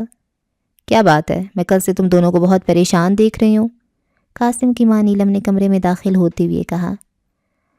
کچھ نہیں، کچھ کاروباری مسائل ہیں جو تمہاری سبت سے باہر ہیں، علیم صاحب نے جھوٹ بولتے ہوئے کہا۔ ایسے بھی کون سے مسائل ہیں کہ تم دونوں کی نیندیں ہی اڑ گئی ہیں؟ نیلم نے جرا کرتے ہوئے کہا۔ کہا نہ کچھ نہیں، ہم ہینڈل کر لیں گے، علیم نے زج ہوتے ہوئے کہا۔ اسی دوران انٹرکام بجا اور گارڈ نے ان کی سیکیورٹی چیف نعمان کے آنے کی اطلاع دی۔ قاسم اور علیم تیزی سے نعمان کے کنٹرول روم کی طرف لپکے۔ کمرے میں داخل ہوئے تو سامنے نعمان کرسی پر بیٹھا پانی کی بوتل سے منہ لگائے پانی پینے میں مصروف تھا۔ اس کی حالت ابتر تھی، آنکھیں سرخ جیسے ساری رات سویا نہ ہو۔ کیا بنا، کچھ پتہ چلا؟ علیم نے بے تابی سے پاس آ کر پوچھا۔ نعمان نے نفی میں سر ہلاتے ہوئے کہا، میں نے موقع واردات کا جائزہ لیا ہے اور تحقیق بھی کی ہے، مگر وہاں کوئی سی سی ٹی وی کیمرہ نہیں، آس پاس اس سے کچھ آگے 2 کیمروں میں ایک سیاہ پوش جاتا نظر آیا بس۔ بائک کا ماڈل، کوئی پہچان، بائک کا نمبر، کچھ تو ملا ہوگا، علیم نے دانت بھینچتے ہوئے کہا۔ میں ان سارے پوائنٹس پر پہلے ہی کام کر چکا ہوں لیکن کوئی سراغ نہیں، وہ بہت ہوشیار تھا، بائک کا انتہائی کامن ماڈل استعمال کیا گیا ہے اور نمبر پر کیچڑ اور مٹی وغیرہ لگی تھی جس سے نمبر نہیں پڑھا جا سکتا، ایسا معلوم ہوتا ہے جیسے جان بوجھ کر لگائی گئی ہو، ویسے تو بائک بالکل صاف تھی، نعمان نے جواباً کہا۔ قاسم اور علیم دونوں کے چہرے افسردہ ہو گئے۔ پلان بنانے والا انتہائی ذہین ہے، اس نے کوئی بھی پہلو ایسا نہیں چھوڑا جہاں سے اس کا کوئی سراغ مل سکے، نعمان نے ٹھنڈی سانس بھر کر کہا۔ میں اس کھوکے پر بھی گیا جس کے موبائل سے عمار کو کال کی گئی تھی، وہاں سے بھی کال کرنے والے کا کچھ پتہ نہیں چل سکا، البتہ اس کے سامنے والی دکان کے باہر کیمرہ لگا تھا جس کی سی سی ٹی وی فوٹیج میں لے آیا ہوں، نعمان نے ایک یو ایس بی جیب سے نکالتے ہوئے کہا اور اپنے لیپ ٹاپ سے لگا کر اس میں ایک ویڈیو پلے کر دی۔ کھوکے والے کے پاس کافی رش تھا، نعمان نے ویڈیو فارورڈ کر کے اس گھنٹے کی ویڈیو لگائی جس دوران عمار کو کال کی گئی تھی۔ جو بھی شخص کال کے لیے آ رہا تھا نعمان اس کی تصویر سیو کرتا جا رہا تھا۔ اس کا پلان یہ تھا کہ اب ان بندوں کو ایک ایک کر کے دیکھے گا اور تحقیق کرے گا، شاید ان میں کوئی ان کا مطلوبہ بندہ نکل آئے۔ ویڈیو چل رہی تھی، قاسم اور علیم کی متلاشی نظریں بھی اسکرین پر تھیں۔ ایک عبایا پہنے نقاب پوش عورت کھوکے پر آئی، کھوکے والے نے اس کی بات سن کر موبائل اسے پکڑا دیا۔ لڑکی کافی دیر موبائل پر نہ جانے کیا کرتی رہی، پھر جا کر اس نے کال کر کے فون کان سے لگایا تھا۔ کال کر کے اس نے فون واپس کیا، پیسے ادا کیے، جیسے ہی واپس جانے کے لیے مڑی تبھی کیمرہ کی طرف اس کا چہرہ ہوا تو نعمان نے تصویر سیو کرنے کے لیے ویڈیو سٹاپ کی۔ قاسم بے اختیار اپنی جگہ سے اچھلا۔ ایک منٹ وہ چلایا اور اسکرین کے قریب آ کر اس کا جائزہ لینے لگا، تھوڑا زوم کیا اور اچانک چلا اٹھا، یہ تو خولا ہے، میری کلاس فیلو۔ کیا؟ نعمان اور علیم دونوں کے منہ سے بے ساختہ نکلا۔ ہاں یہ وہی لڑکی ہے، خولا میری کلاس میں پڑھتی ہے، قاسم نے جوش بھرے لہجے میں کہا۔ یا تو یہی چور ہے یا اس کا چور کے ساتھ کوئی لنک ہے، نعمان نے ویڈیو پر رکا وقت دیکھ کر کہا۔ کیونکہ تقریباً یہی وہ وقت ہے جب عمار کو کال کی گئی تھی، نعمان نے پروسوق لہجے میں کہا۔ آج سنڈے تھا اس لیے خولا گھر پر تھی۔ ناشتے کے بعد ہانی دوڑتی ہوئی خولا کے پاس آئی اور کہنے لگی، آپ ہی کوئی ایسا کام بتاؤ جو میں بھائی کو کہوں اور وہ نہ کر سکے لیکن میں وہ کام کر لوں، بھائی مجھ سے عجیب عجیب سوال پوچھتا ہے۔ خولہ نے تھوڑی دیر سوچا، پھر مسکراتے ہوئے ام ہانی کے کان میں کچھ کہنے لگی، جسے سن کر ام ہانی کھلکھلا کر ہنسنے لگی اور دوڑتی ہوئی ڈرائنگ روم میں چلی گئی۔ خولہ بھی اس کے پیچھے پیچھے چلی آئی کیونکہ سبھی وہاں بیٹھے تھے۔ بابا جانی تو رات کو ہی کہیں چلے گئے تھے۔ ام ہانی کاپی اور بال پوائنٹ لے کر بیٹھ گئی اور تھوڑی دیر بعد خود سے 2 سال بڑے بھائی عبید سے کہنے لگی، ایک کام ہے جو تم نہیں کر سکتے مگر میں کر سکتی ہوں۔ عبید ہنستے ہوئے کہنے لگا، ایسا کوئی کام ہی نہیں ہے جو میں نہ کر سکوں اور تم کر لو۔ ام ہانی نے خفگی سے کہا، اگر ایسا ہے تو پکڑو یہ بال پوائنٹ۔ عبید نے جب پکڑ لیا تو ام ہانی نے پوچھا، بتاؤ یہ کس کلر میں لکھتی ہے؟ عبید نے لکھ کر دیکھا، یہ بلو ہے۔ اب اسے ریڈ لکھ کر دکھاؤ۔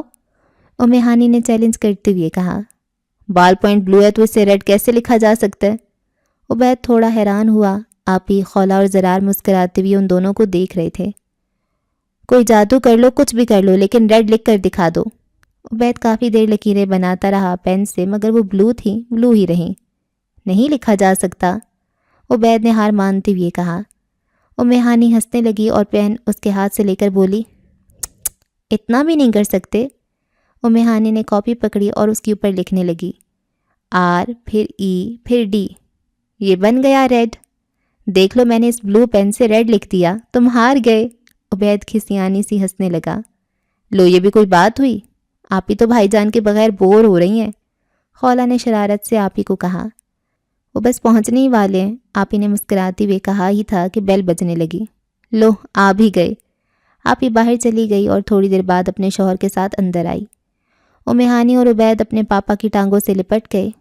کل کہاں چلے گئے تھے یونیورسٹی کے بعد؟ آپی کہہ رہی تھی تمہاری کوئی میٹنگ ہے۔ خولہ نے پوچھا۔ ہاں میٹنگ ہی تھی، یونی والوں نے مجھے اپنا ترجمان بنا کر بھیجا تھا، وہاں ایک دوست مل گیا، اس نے زبردستی روک لیا تھا، راشد نے جواب دیا۔ راشد نہ صرف بہنوئی تھے خولہ کے بلکہ سر بھی تھے۔ آپ ہی اتنے میں ناشتہ بنانے چلی گئیں۔ بھائی پلیز ایک کام تھا آپ سے، خولہ نے بے چینی سے کہا۔ ہاں ہاں بولو، راشد نے حوصلہ دیتے ہوئے کہا۔ بھائی وہ پوچھنا تھا، شاید آپ کو پتہ ہو، بلیک ہنٹ کا کیا مطلب ہے؟ خولہ نے ہچکچاتے ہوئے کہا۔ بلیک ہنٹ نام سنتے ہی راشد نے چونک کر خولہ کی طرف دیکھا۔ عمر باادب ہو کر بابا کے سامنے بیٹھا تھا۔ بابا نے ٹیک چھوڑ دی اور سیدھے بیٹھ گئے۔ بابا دھیمی مگر بہت پر اثر لہجے میں کہنے لگے، حلاوت ایک بہت بڑی نعمت ہے، مجھے نہیں پتا کہ میں تمہیں ٹھیک سے سمجھا پاؤں یا نہیں، مگر اپنی پوری کوشش کروں گا۔ بابا لمحے بھر کے توقف کے لیے چپ ہوئے، پھر کہنے لگے، جب ایک لڑکے اور لڑکی میں نئی نئی محبت ہوتی ہے تو شروع میں کیا ہوتا ہے، محبوب کا نام لبوں پر تنہائی میں بھی لو تو نام لینے میں بھی مزہ آتا ہے۔ ہر وقت انسان محبوب کی سوچوں میں رہتا ہے، کوشش کرتا ہے جتنا ہو سکے اس سے رابطہ رہے۔ ساری رات چھپ کر باتیں ہوتی ہیں لیکن دل نہیں بھرتا۔ ایک دوسرے کے ساتھ وقت بتانے کو دل کرتا ہے، بلا وجہ ہنسی آتی ہے، ایک خوش ہو تو دوسرے کو بھی خوشی محسوس ہوتی ہے، ایک کو کوئی غم ہو تو دوسرا ہر ممکن کوشش کرتا ہے اس کا غم دور کرنے کی۔ فیوچر پلاننگ ہوتی ہے اور ایسا کرنے میں وہ بے حد خوشی محسوس کرتے ہیں۔ ایک دوسرے کی تصاویر کو دیکھتے ہیں اور دل میں گدگدی سی محسوس ہوتی ہے، اور ایسا بہت کچھ ہوتا ہے، تمہیں معلوم ہے نا؟ بابا نے پوچھا۔ عمر نے اس بات میں سر ہلایا۔ یہ جذبات صرف مرد و عورت کی محبت پر ہی نہیں بلکہ ہر اس چیز کے متعلق ایسے ہی ابھرتے ہیں جو ہمیں پسند ہوتی ہے، چاہے بے جان چیزیں ہی کیوں نہ ہوں، مثلا نئی کار یا کوئی اور نئی چیز۔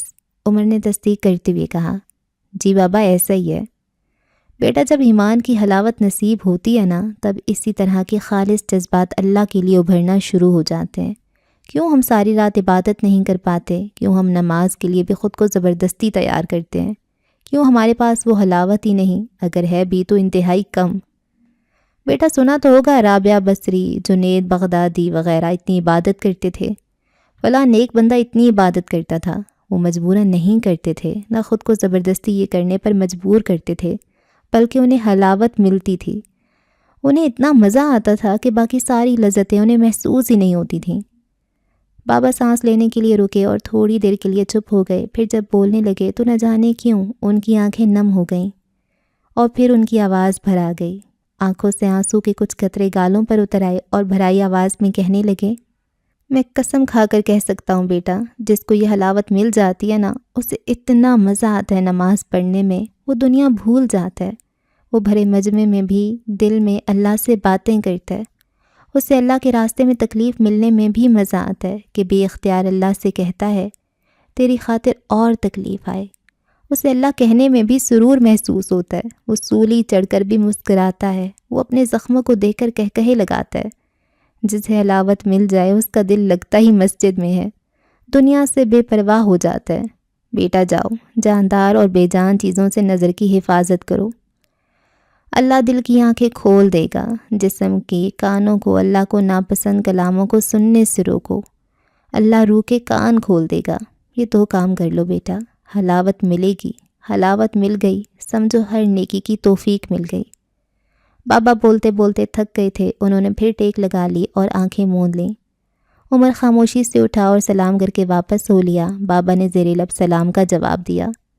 جب عمر دروازے سے باہر نکلنے لگا تو اس نے پیچھے مڑ کر دیکھا، بابا سجدے میں پڑے تھے اور ان کا جسم ہچکولے کھا رہا تھا۔ اس منظر نے ایسا دل پر اثر کیا کہ عمر کی آنکھوں میں بھی نمی آ گئی۔ مسجد کے صحن میں کھڑے ہو کر اس نے آسمان کی طرف دیکھا اور گھٹنوں کے بل بیٹھ کر دونوں ہاتھوں سے جھولی اٹھا کر دل ہی دل میں کہنے لگا، یا اللہ، میں نے آج تک کسی کے سامنے جھولی نہیں پھیلائی، تو جانتا ہے، یا اللہ آج پہلی بار تیرے سامنے جھولی پھیلا رہا ہوں، میں مانگتا ہوں، فقیر ہوں، تجھے تیری رحمت کا واسطہ دیتا ہوں، مجھے ایمان کی حلاوت نصیب فرما، مجھے ایمان کی حلاوت نصیب فرما۔ بے اختیار اس کی آنکھوں سے 2 آنسو کے قطرے اس کی جھولی میں جا گرے۔ ادھر ایک نوجوان عشق حقیقی کی طلب میں تڑپ رہا تھا، ادھر عشق مجازی کی ابتدا ہو چکی تھی۔ عائشہ کبیر کوئی عام لڑکی نہیں تھی، لڑکی بہت خوبصورت نہ بھی ہو لیکن امیر ہو تو یہ امیری بھی عام سی لڑکی کو بھی بڑا دلکش بنا دیتی ہے، مگر جب خوبصورتی بھی ہو اور امیری بھی، یہ تو 2 آتشہ والی صورتحال ہو جاتی ہے۔ یہی صورتحال عائشہ کی بھی تھی، شہر کے مشہور رئیس خاندان کی اکلوتی بیٹی اور اوپر سے حسین بھی، دونوں چیزوں نے اس کی شخصیت کو وہ چاند لگائے جسے پانے کو نہ جانے یونیورسٹی کے کتنے دیوانے خواب دیکھتے تھے۔ حسن ہو تو غرور آ ہی جاتا ہے، مگر حسن بھی ہو، دولت بھی، پھر تو غرور کی انتہا کہاں، وہ بھی مغرور تھی۔ مگر پچھلے کچھ دنوں سے وہ بے چین تھی، وہ خود کو منفرد سمجھتی تھی، مگر جس نے اس کو بے چین کر دیا تھا وہ بھی اتنا ہی منفرد تھا۔ اگر دونوں میں حسن اور دولت کی بنیاد پر موازنہ کیا جاتا تو ایک زمین تھی، دوسرا آسمان، دونوں کے درمیان کوئی جوڑ نہیں تھا۔ مگر عمر کا سادہ سا چہرہ اس کے خیالوں پر ایسے چپکے سے آتا کہ وہ خود بھی چونک جاتی۔ کیا مصیبت ہے؟ وہ کلاس میں بیٹھے بیٹھے بڑبڑائی۔ کیا ہے اس میں؟ کیوں اس کا چہرہ آ جاتا ہے خیالوں میں؟ اسے خود پر غصہ آ رہا تھا، مگر جتنا وہ اسے نظر انداز کرنا چاہ رہی تھی اتنی ہی شدت سے اس کا خیال آ جاتا تھا۔ آخر بے بسی سے اس نے اپنا سر ڈیسک پر ٹکا دیا۔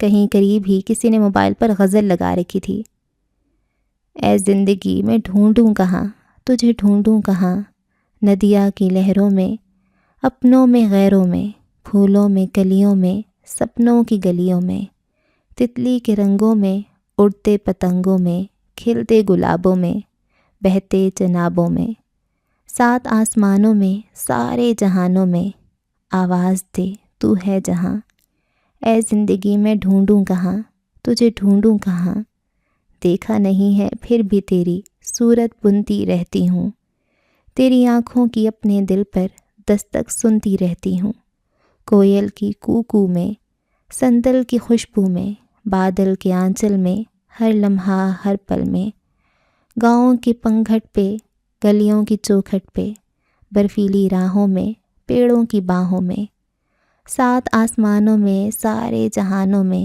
آواز دے تو ہے جہاں، اے زندگی میں ڈھونڈوں کہاں۔ عائشہ ان لفظوں میں کھو گئی تھی، اسے لگ رہا تھا جیسے واقعی اس کی زندگی کھو گئی ہے اور اب اسے اپنی زندگی کو ڈھونڈنا ہے۔ سیٹھ حلیم اور قاسم اپنے سیکیورٹی چیف کے ساتھ بیٹھے پلان بنا رہے تھے کہ آگے کیا کرنا ہے اور کس طرح کرنا ہے اپنے آپ کو بچا کر۔ نعمان کہہ رہا تھا، جیسے اس چور نے ذہانت دکھائی ہے، اب ہماری باری اپنی ذات دکھانے کی، جو غلطی اس نے کی ہے ہم وہ غلطی نہیں دہرائیں گے۔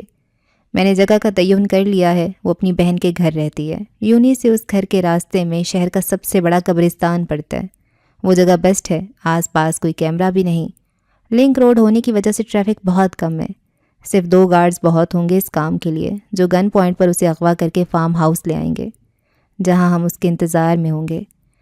نقاب میں سامنے آئیں گے، ضرورت پڑی تو وہیں دفنا دیں گے۔ نعمان نے بڑی صفاقی سے کہا۔ ٹھیک ہے، تفتیش کے بعد جو رزلٹ نکلے مجھے بتا دینا، علیم نے اٹھتے ہوئے کہا اور قاسم سے مخاطب ہو کر بولے اور باہر نکل گئے۔ چلو قاسم نے باہر نکلنے سے پہلے نعمان کو سرگوشی میں کہا، تفتیش کے بعد مجھے موقع دینا، کچھ پرانے حساب چکانے ہیں۔ قاسم کے ہونٹوں پر شیطانی مسکراہٹ تھی۔ کیوں نہیں، کل پارٹی ہوگی۔ نعمان نے بھی معنی خیز لہجے میں کہا۔ ماسٹر نے ہنس کر کہا، ابھی وقت نہیں آیا تمہارا، جب مجھے مناسب لگا پھر بتاؤں گا۔ حیدر چپ کر گیا۔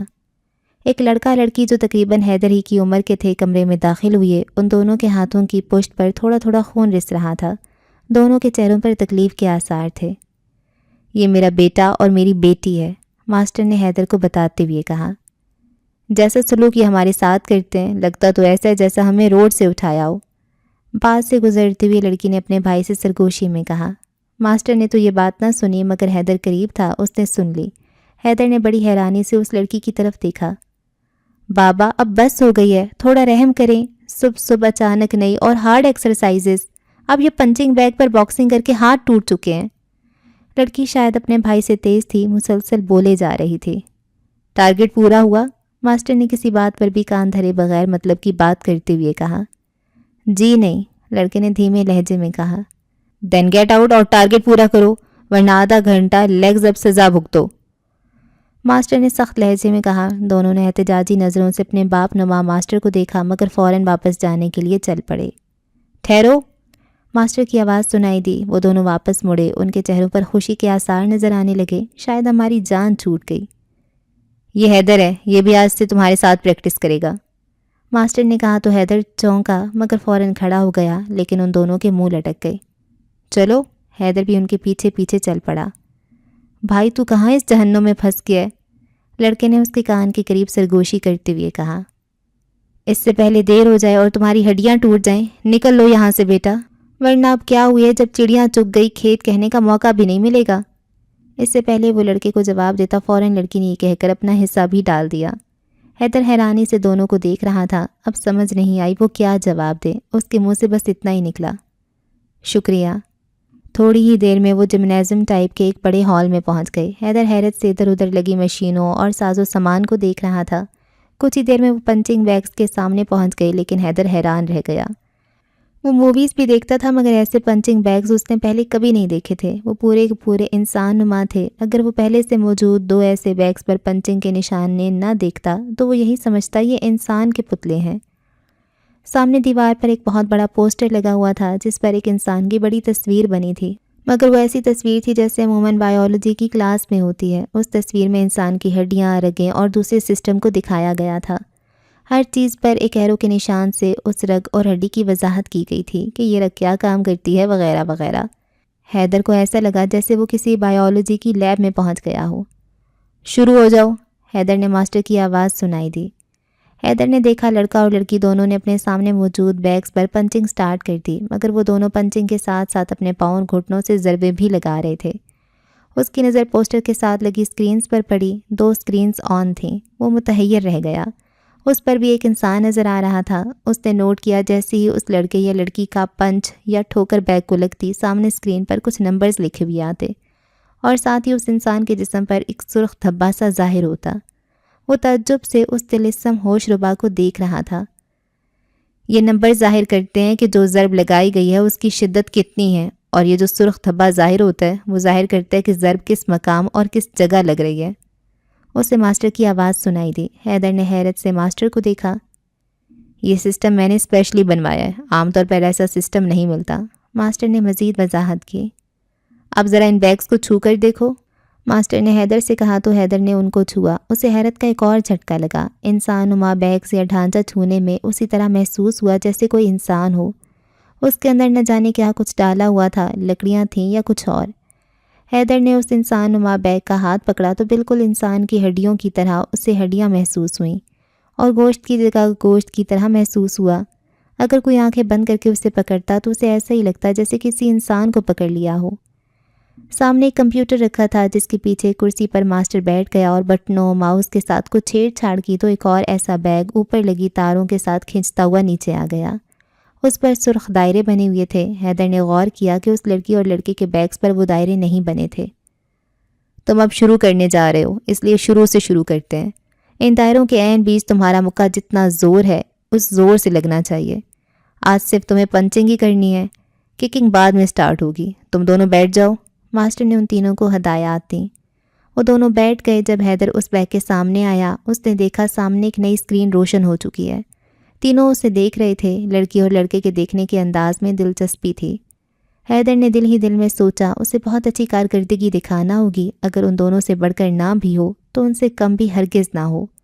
اس نے پوری طاقت سے مکہ کن پٹی پر بنے دائرے میں مارا تو اس کا ہاتھ جھنجھنا اٹھا۔ ایک تیز درد کی لہر اسے اپنے جسم میں محسوس ہوئی۔ اوکے جی، تو اس ایپیسوڈ کو ہم یہاں پہ ختم کرتے ہیں۔ اور کیا کچھ ہو رہا ہے، بہت سی چیزیں ایٹ اے ٹائم چل رہی ہیں۔ اور مجھے پتہ کیا لگ رہا ہے کہ وہ جو ماسٹر جی ہیں وہ ان دونوں کے بابا ہیں، اور یہ شاید کوئی سیکرٹ ایجنٹ ہیں اور انہوں نے اپنے بچوں کو بھی تربیت دی ہے۔ منصور حیدر تو نہیں ہے نا؟ ہاں وہ کوئی اور ہی ہوگا، مے بی ہو۔ اور اچھا یہ کوئی تنظیم شنظیم ہے، اس میں نا کچھ سیکرٹ چیزیں ہیں، بلیک ہنٹ کیا ہے، اور کیا ہے یہاں پہ، اور قاسم اب وہ ان کے ساتھ کیا کرے گا؟ ان کو تو پتہ چل گیا ہے کہ یہ بندی جو ہے خولا اسی نے ہمارے ساتھ گیم کی ہے، تو وہ اب اس کو پکڑ لیں گے۔ پر اس کو بھی تو ٹریننگ ملی ہوئی ہے، مے بی وہ ان کا مقابلہ کر لے اچھے سے اور بچ جائے، ہے نا؟ اور عمر کی بھی آہستہ آہستہ جرنی چل رہی ہے، اور وہ ایک اور لڑکی تھی عائزہ، اس کے ساتھ کیا ہوگا؟ بہت سی چیزیں اکٹھی چل رہی ہیں، مزہ آ رہا ہے مجھے تو۔ آپ بتائیں آپ کو کیسا لگ رہا ہے؟ ایک وہ ٹپیکل ناول نہیں ہے جو آج کل ہم نارملی پڑھ رہے ہوتے ہیں، جس میں ہر کسی کے حسن کے قصیدے ہوتے ہیں، اس کی ایسی آنکھیں تھی، اس کا اتنا قد تھا، اس کی ایسی داڑھی تھی، اس کے ایسے بال تھے، اس کے ایسے دودھیا ہاتھ تھے تو ویسا تو اس میں کچھ نہیں ہے، یہ ٹپیکل ناول تو بالکل نہیں ہے۔ اس میں اسلام ہے، ہسٹری کے بارے میں بہت کچھ پتہ چل رہا ہے، تو ناول پڑھتے پڑھتے آپ کو بہت سی چیزیں پتہ چل جائیں تو میرے خیال سے یہ بڑا پلس پوائنٹ ہے۔ تو اس میں بہت سی چیزیں اکٹھی ہیں، تو آگے دیکھتے ہیں آگے ہوتا ہے کیا۔ مجھے رکھیں دعا میں یاد۔ اللہ حافظ۔